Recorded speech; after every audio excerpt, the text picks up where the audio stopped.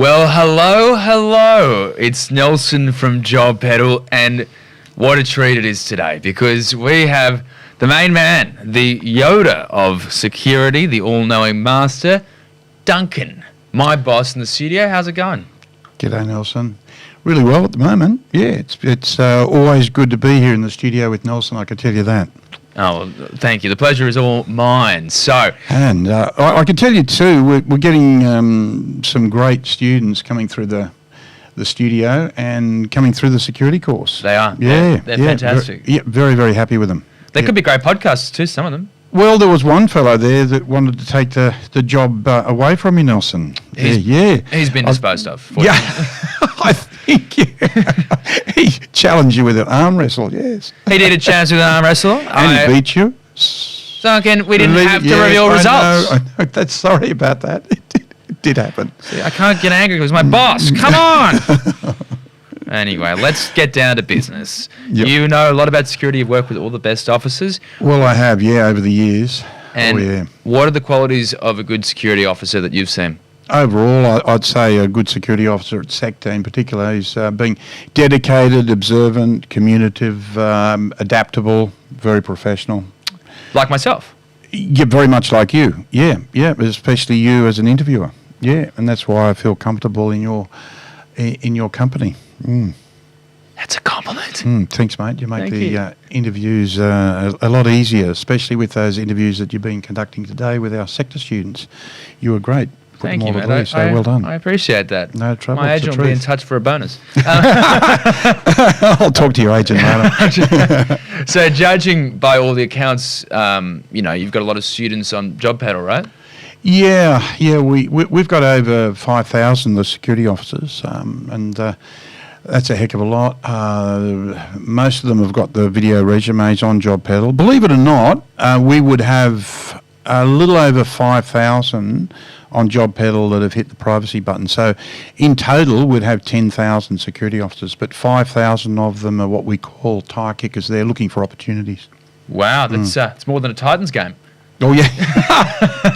Don't mention the Titans. Get them out of the league. After they beat Manly. Yeah, thanks. I'm happy about that. I despise Manly as someone who comes from a family of Bears people. Yeah. Well, that's another issue. We can have discuss that over a beer or two. Yes, and a few fisticuffs. And arm wrestles. How many of these are licensed guards, Duncan? Well, most of them are licensed that are on Job Pedal, and they're either looking for immediate job or as I said previously, they're better opportunities, and they are what we call tire kickers. Yep, but they're looking for work, most definitely. Yep, and we like the fact that they're on Job Pedal. We like the fact that they come into our studio here and they're interviewed by people like yourself, because that shows how professional they are. To the security companies, and that's the interview that we're here. That's why we're here. That's why you're here, and that's why we have you. Thank you, and it's good. And it's good that people are looking for work in particular because there's so much demand at the moment. And I'm curious, what do these security companies actually do? Well, Nelson, if there are any companies that are looking for security officers, just register on Job Pedal, check out the video resumes, which I spoke about, and you're involved with some of those interviews as well. It's a real interview, that's what it is, whereby you'll see how the security officer presents themselves, their body language, communication, and that's extremely important these days, Nelson. Yeah, very much so. That's what I've been told. Now, how many security companies do we have in New South Wales? Because they seem to be growing by the day, right? Yeah, some are leaving, some are coming back, but mostly we're looking at approximately 6,000, a little over 6,400 master licence holders in New South Wales. We've got over 50,000 licensed security officers, and that's since 1984. I'll just remind people the sector's trained over 40,000 students that have entered the security industry. That's a lot. Wow, that's a full Suncorp Stadium. Let's get that analogy going. Now, I know Job Pedal have over, 600 companies and government departments registered. Am I making up stats there? No. It's close to 640. There are a lot of companies using Job Pedal, but if any security officer is looking to work for a decent company, they're on Job Pedal. They only need to register with Job Pedal. As I said earlier, there's over 6,500 security companies, but there's around 600 about 640 at the moment on Job Pedal. Well, it all sounds really appealing. Now, for anyone that's looking for a security job and they don't have a license, what do they do? Well, that's easy enough. They just contact Sector. They just give us a call, 1300 660 360, or they can go to the website and they can book on online, or just give us an email. 1300 660 360. You're singing better than I could ever. 1300 660 That's the one. 360. Or the website. 1300 660 360. That's the one. Or they go to the website, yep. That's the open line number.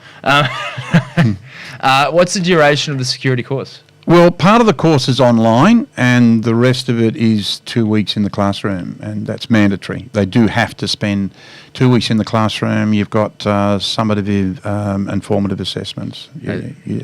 How do you get these Gen Zs to do it? Well, they any of them that are looking for part-time or casual work, if they're going to university, they've only got to give up a couple of weeks of their time and spend it in the classroom, and it'll be a wonderful experience for them. And once they've finished, how long does it take before they start work as a secchi? Well, SLED, which is a Security Licence Enforcement Directorate, have reduced the security licence processing time, and they've got it down to approximately 4 weeks now, which is pretty quick. I'm impressed with that. It used to be, Nelson, about 12, 14 weeks. Thank goodness. Not anymore. Thank goodness. No.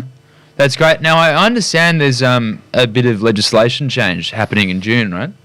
Well, there is, Nelson, the Security Industry Act 1997, I believe, and Security Industry Regulation 2015 or 16. That'll undergo significant changes from June 1 of this year, 2023. Yeah, right. And those changes are going to include the merging of the unarmed guard, crowd control, licensing, subclass licensing, security officer subclass, I should say, and the creation of cash in transit guard subclass, which is pretty important. And there's going to be amendments to the definition of crowd control as well. Okay, now this is an interesting one, and Oh yeah, yep. Fire it away, Nelson. I'm quite curious about this. Yep. Because some people have argued that maybe security officers in New South Wales should be armed. Where do you stand on that issue? Well, that's necessary for all security officers, Nelson, and police to carry firearms, despite the stricter gun ownership that we have, and the laws that we have in this country is so much stricter than the United States. That's due to the fact that some criminals are still able to obtain illegal firearms, unfortunately, and that makes it essential for law enforcement personnel to be armed for their own protection. And the protection of the public. Yep. It's interesting. You referred to the United States. I mean, I don't need to explain just how riddled in controversy that issue is over there, and frankly, how deeply entrenched it is in the collective ethos of that country. Now, it does often tend to flare up and become particularly heated after a mass shooting, of which, I mean, the rate is just, it's hard to fathom as Australians. Isn't that the case, you know? Yeah, well, look, in the United States, Nelson, they face a significant issue with regards to guns. They've got a reported 400 million guns in circulation, I believe. And while I don't wish to get into this or involve myself in an ongoing debate, it's worth questioning why individuals outside of the law enforcement or the military would need to own assault rifles. I've got no idea why. Yeah, I mean, deludes me. It's tragic. There's no other way to describe it. Totally.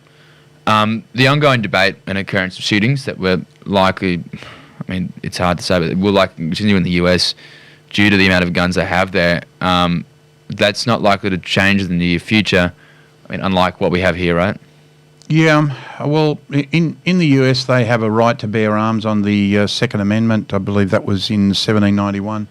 That's wow. Where'd you get that stat from? Yeah. Duncan, you're a well, scholar. yeah, no. Well, I've read up a little bit on it, and I'm fascinated in that because at that time, back in 1791, the firearms available were the old flintlocks, of which, Nelson, some years ago, I made one. That was a long time ago. But Americans nowadays have access to assault rifles, and that's scary. Now, we, of course, back in 1996, a real seminal moment in John Howard's prime ministership, he instituted the gun buyback scheme. Is that right? Well, he did, absolutely. In 1996, there was that shocking mass shooting occurred at Port Arthur in Tasmania where 35 people lost their lives.